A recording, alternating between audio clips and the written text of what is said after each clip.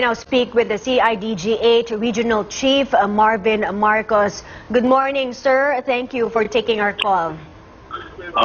Magandang umaga sa mga nanonood ng CNN Philippines. Sir Marvin, ano po ba at ang nangyari kaninang umaga dyan sa Baybay City Provincial Jail?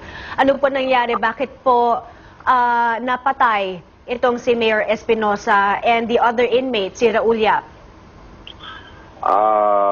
Good morning. Ganito po nangyari niyan.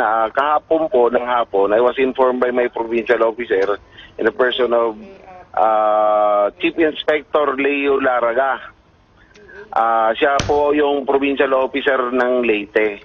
Jurisdiction na po niyo itong Baybay Leyte, in which kung saan po nakakulong si Mayor Espinosa.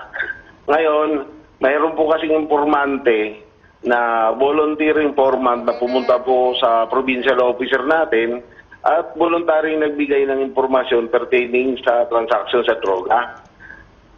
Dito nga, ang suspect dito sa transaction ng droga, itong si Raul Yap.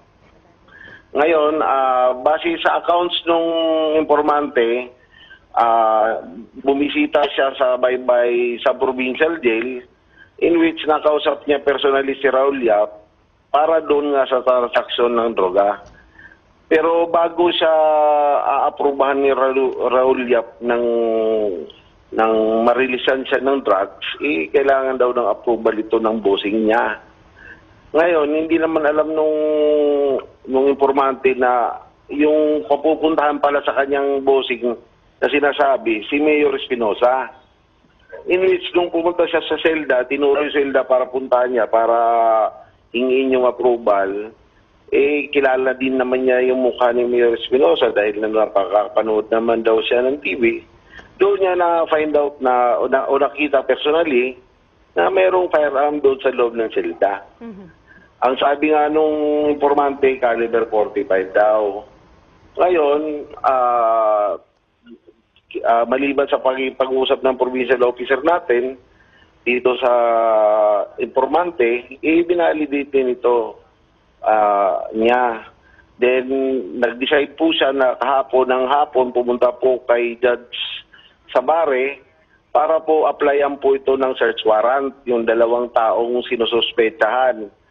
Ngayon, ang nag-conduct po ng interview at ginawa pong deponent, ito pong informante natin. Hindi po nakialam ang mga pulis natin base doon sa interview, pagkakandak ng interview ng judge para mapatunayan niya kung talaga nagsasabi ng totoo yung deponent, na eventually na-approve po yung search warrant dahil na-apply po ni Major Larga. Na-release po ito ng banang hapon, tapos kasi po sa Samar po yung branch na sala po ni Judge Sabare, mga magagabi na po ito dumating ng Tacloban to inform me na approve na po nga yung dalawang search warrant. Then immediately nag-conduct po ng briefing.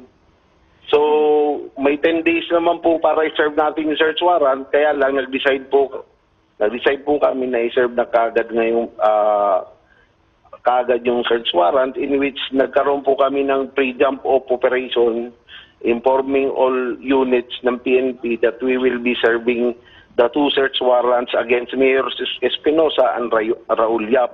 Specifically, kay Mayor Espinosa, doon sa illegal possession ng firearm, na nakita po ng deponent natin, at doon kay Raul Yap naman, yung tungkol naman doon sa illegal drugs transaction. Sir Marvin, so ang pag-serve ng search warrant ay nangyari noong kaninang 4 in the morning?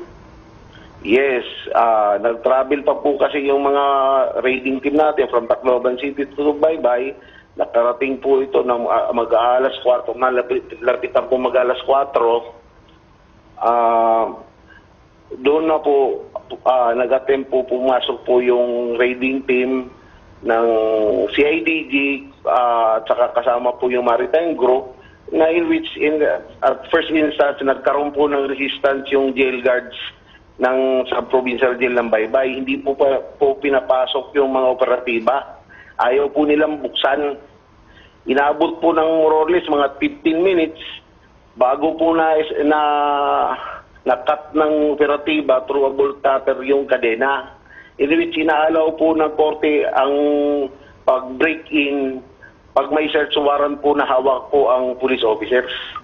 So yung nung jail makapasok guards, Sir Marvin, yung jail guards ang hindi nagpapasok dun sa mga CIDG operatives. Yes. Pero ano ho nangyari noong nakapasok na? Sinabi niyo po na may shootout between Mayor Espinosa and the operatives? Yes, yung nung gano'n na po yung ginawa nung jail guards ng sa provincial jail, ginawa pa nga niya, pinasok yung susi sa padlock at binali. So, napilitan na po itong mag-break in yung operatives. Pero during the span of time of about 15 minutes, siguro nakapaghanda po ito si na Mayor Espinosa at saka itong si Raul Yap, in which ito si Raul Yap was nakulong po ito sa illegal drugs din, and he's also from Albuera, Leyte. So, pagpasok pa lang ng operatiba natin kasi magkahiwalay silang cell dahil pinaputakon na po sila. Na in which po doon po nagkaroon ng desisyon po yung mga kapulisan natin na gumanti ng putok na resulta po ng ikinamatay ni Mayor Espinosa at saka po ni Raul Yap. Ilan po bang CIDG operatives ang involved dito sa operation na ito? And you called it a raid? Ang members po ng CIDG na kasama is around 15 po, at meron din pong kasamang maritime group na nag-request kami na i-join kami para madagdagan yung operatibang papasok sa provincial jail kasi hindi po namin inaalintana yung kapasidad din ng mga jail na baka po mag-resist sa amin. Sir Marvin, bakit po kailangan ng search warrant samantalang nakakulong ang si Mayor Espinosa and yung isang inmate, si Raul Yap? At maaari ba silang imbestigahan or inspeksyonan kung may armas or droga while inside the jail cell? Nagkakaroon po ng pagkakataon na sa appreciation po ng isang huwes ay nag-a-approve po siya ng search warrant based sa account sa isang credible deponent pag meron pong krimen na nangyayari sa loob ng kahit isang facilities gaya ng isang jail. So you're saying, tulad po ng pagpapasok ng droga, yung pagpapasok ng baril, na minsan ito po dapat kasama sa iniimbestigahan kasi minsan ito po itinutolerate po minsan ng mga membro ng jail facilities. You're saying, sir, yung informant na sinasabi nyo kanina, sinabi niya na nagtatago ng armas si Mayor Espinosa and yung inmate po, si Raul Yap, ay nagtatago ng droga sa loob ng jail cell. Yes, mayroon siyang drug transactions, actually. So ano po ang estado ng investigasyon nyo dyan sa insidenteng nangyari? So para sa ngayon, at this moment, nandito na po yung SOCO natin. Ongoing po yung pag-process nila sa scene. Hindi pa po ito tapos. Na-recover na po yung 2 baril. Na yung isang baril, hawak po yun po yung ginamit ni Mayor Espinosa na pag titingnan mo siya, para siyang caliber 45. Pero actually, nung ni-recover nila yung basyo, ito was a Super 38.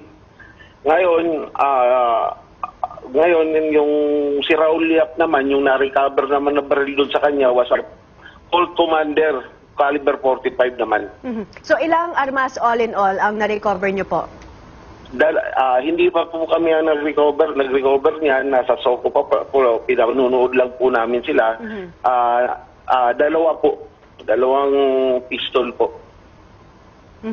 And did you recover drugs po inside the jail cell?